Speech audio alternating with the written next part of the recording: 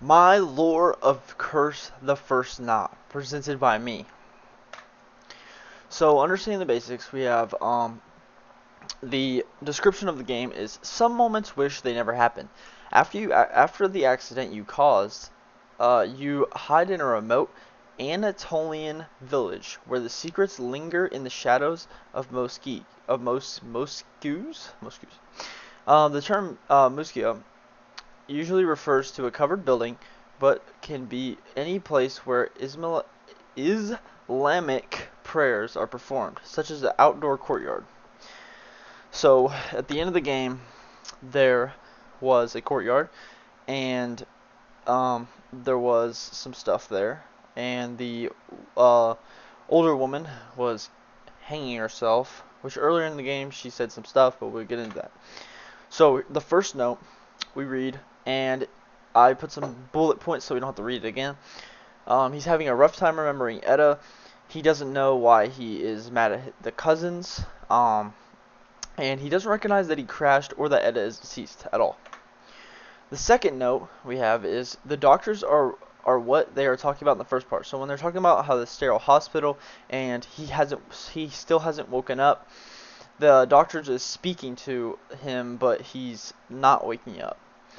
And then it says the character jerks the wheel and left and kills Etta. And then his cousins knew the road is dangerous. He is unconscious on purpose. And the reason I think he's unconscious on purpose is because he's trying to avoid knowing that Etta is dead. He wants to try to push it away and not think about it at all. So the doctor's note gives us our name. We're Ennis Cock. We were born on 1996. We had 1 meal a day with an IV.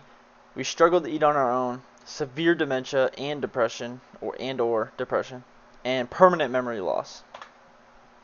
So the police report is interesting. This is going to come back up later. It says summary of the incident. It says 08/11/2025. Now this is made in a different country than me, so it's the 11th month and the 8th day of 2025. So that's interesting because the gravestone later is going to say something else. It's going to give us a different story. So talking about all this, the main pieces that you take away is that Kaya was the opposing victim.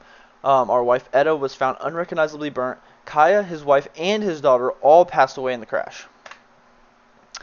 So there's a weird verse when you get to one of the house scenes, and it starts talking really weird. But it should come out something like this: from the evil of those who blow on knots, from the evil of darkness when it settles. In Islamic tradition, blowing on knots is often associated with witchcraft, curses, evil, and or magic, which we see in the game a lot from the grandma that we see, which I'll get to that later, which could mean this is supernatural instead of just a regular story. This is a strange topic when we first arrive the village. Our character claims to remember the village, but he's never been there before, which is kind of strange, but I kind of just threw past it. Our character talks about having hallucinations, which would explain the whole game, but I'd hate to be like a dream theory person, so we're going to go past that. And then he says, what am I even doing here? Which is weird, because he knows why he's there, but he's kind of losing. He's there to get the knots, and the knots are his saving stuff. He's gonna make him like forget and get past what he did. It says, as soon as I entered this village, I need to get this done. I came here to save myself, which is further proving the point that the knots will get him out of this situation that he is currently in. He needs to follow the path and do not look in the mirror. And he says, what is in the back of the truck? I hear something scratching. So I'm guessing that's a kind of a thing where it's like his hallucinations again. So we'll leave it at that. And then the headman, the first encounter with him, this convo is very sinister. A line from the headman is, I don't know you, but the earth knows you, which is kind of strange. And the earth is like, it's talking about, it reminds me of karma almost. And then it says, then we enter the house. And after completing the escape on the house, we hear a radio chatter. And a pop-up appears, and it wanted to take one line, and it's "Your survival only means dying later." Then, in the tunnels, you find the note. It's a mother talking about her son that has been taken from her. And the reason that this is interesting is because there's not a son besides us in the story. But you find the pictures of the son in a wheelchair and all of that. And the mother is supposedly the grandma, which I will get into later as well. But it says, "My child did not die that night. You were the ones that took him from me. The earth always collects its debt." So she's blaming it on the supernatural forces or the earth that's taking away her children. It's not like her blaming me, the player, as the killer, because she says the earth always claims its debt, which is referring to like the supernatural forces that is taking him. So the headman part 2, you go back and you speak to the headman again later. He asks if you are a stranger, and he says sometimes people remember things that never happened. And I think this is a extremely interesting bit, because it's weird that he would say that. I feel like a lot of things in the story have significance, and the fact that he said that, I feel like, has significance. Then he takes us to the grandmother's house, which I put in quotation marks because I have another thing coming up. It says, "At first her name appears as Grandma, but then changes to Fatma." I don't know if that's how you say that. Fatma, maybe. We'll come back to that though. And then you see old Granny doing a satanic ritual. The next house, pretty standard routine, up until you see the headman with Granny standing outside staring at you. Then you go to the under part of the house and find what presumes to be your family. So I reversed all of the clips of it. There was not any like secret message that I heard. If there is, then I must have missed it. She says, "My son was disabled for years because of you. My son begged me to kill myself. Do you know what that means?" There are 4 people in the room. Then after you go to the next house, she says, "Look, my son has came. He came for you.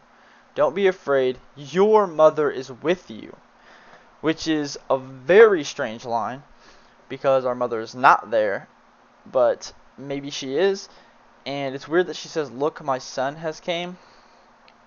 So, because the creator commented on my post. We'll get to that. The final note is the one where it's talking about the mother and how she performed the ritual and how she didn't know what it was going to do.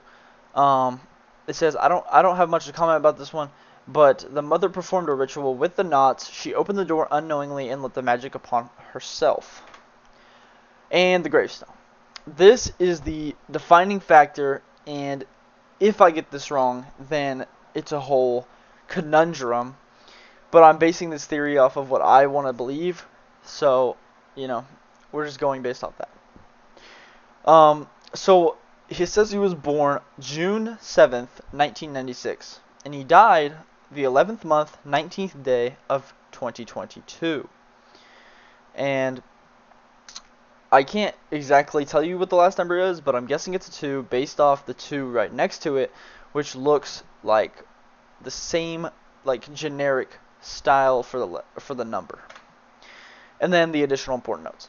Fatma carries strong Islamic cultural and spiritual significance. It is associated with qualities such as modesty, compassion, nurturing, and leadership, which she carries a lot of that with her, especially with the ending scene towards the end of her hanging herself because her son does not love her. And she, it's weird because she comes back, but she's also supernatural. You have to remember that. The knots represent spiritual bondage or distractions that hinder worship and good deeds. Untying them is a metaphor for breaking free from Satan's whispers and distractions to return to Allah's remembrance and obedience. So the knots are the saving point of the story. For him to escape, he has to untie all the knots. If he unties all the knots, then he will escape his grief and all this anguish he's feeling because of this bad thing he did. And he will return to being like a normal citizen, you know what I'm saying? And the last part I have is this is where you may see a connection between Fatma and the knots in Anatolian culture. The knots could symbolize binding, protection, healing, or sealing prayer or intention. So it would protect him and it would heal him and it would bind him back to reality. And then we have one last thing, which is the creator commenting on my post saying, "Hi, I wanted to give you a hint. Perhaps you should go past the house you spoke with your mother. House number 17 will be waiting for you there." So the creator said your mother. So I think that the creature that we're seeing is our mom. It's the player's mom or the character's mom that you're playing as. So I believe that your mom got took by this creature and she blames the world for the death of you. You died already. And I think that you go back and get the knots to heal yourself, and your mom is not your mom in the story. She's a supernatural entity now because she accidentally unleashed this curse on herself, as seen in this one, where she performs the ritual and she summons the beast or whatever you want to call it, and the knots is like the like to get her out of it. But at the end of the story, you can't find the last knot. You get put in a hole and you get buried alive. There's also a scene where you see inside the coffin, and I think that was the foreshadowing of the event. So when he comes into the house, it doesn't really make any sense to me when he like gets into the house because it's your mother.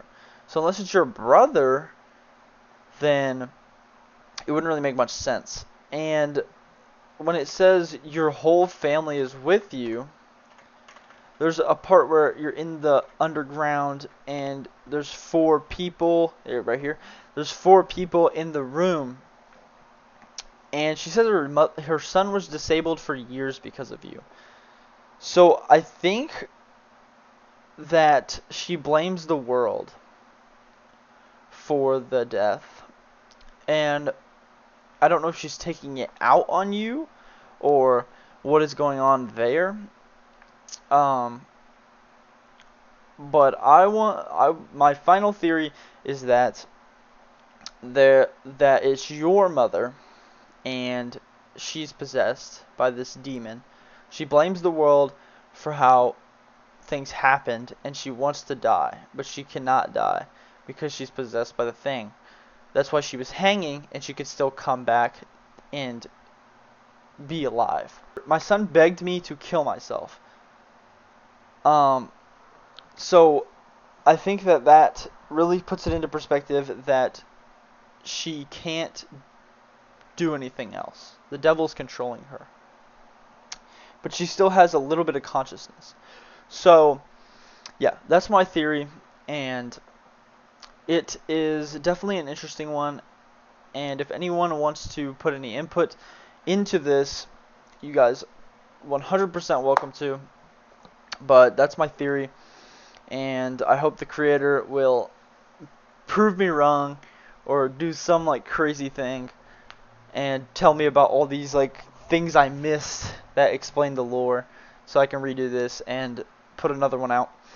So, thank you guys. This has been my presentation. See you.